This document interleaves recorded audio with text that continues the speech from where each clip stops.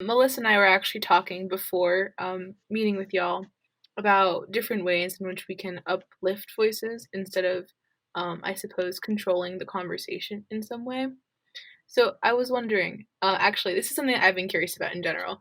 The term, like, y'all used BIPOC, by POC, yes? Okay. Hmm. So, like, I'm an Indigenous woman. I've always been so curious about this term because I started hearing about it in the aftermath of the George Floyd murder. I'm curious why the usage of the term. Like, what are your thoughts on the usage of the term since the murder of George Floyd, Breonna Taylor, Elijah McClain was about Black people, and then the term Black Indigenous people of color started emerging. What are your thoughts about that? Um, I actually just recently started hearing about BIPOC, like you said, after George Floyd was murdered. Sorry, I cannot speak. But I actually this is going again back to what Emily said about the difference between black and person of color, because I used to use that interchangeably. Like if I would refer to myself as a person of color, I guess I still do. But the experiences between black people and people of color, I think, are so different that you can't just summarize us all as people of color, because that also gives way for people of color to excuse their anti-blackness because, oh, I'm a person of color so I can't be racist. Like, no, we have to have some kind of stratification here, because it needs to be you need to be responsible for what you say. You can't just write it off, you saying the N word, oh, I'm a person of color, so I can say it. Like, no, it's if you're black, you can say it. It's not person of color. It's not, they're not synonyms.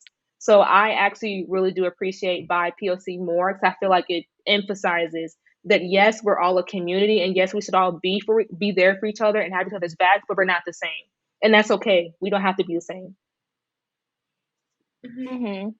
Yeah, I definitely agree. So I just recently learned what the term BIPOC really meant, and it's an umbrella term.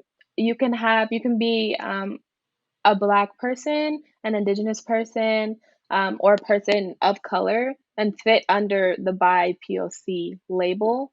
But there are many, many brackets underneath that, and I think people just overlook that. And I think it's a dangerous thing to do, because as important as every individual is in that term, every person that represents a BIPOC is important.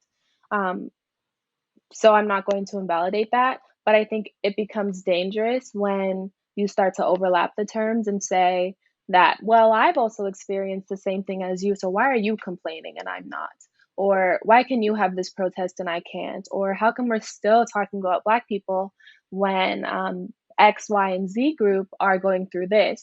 And I think it's important to give every group their respective space because they deserve it.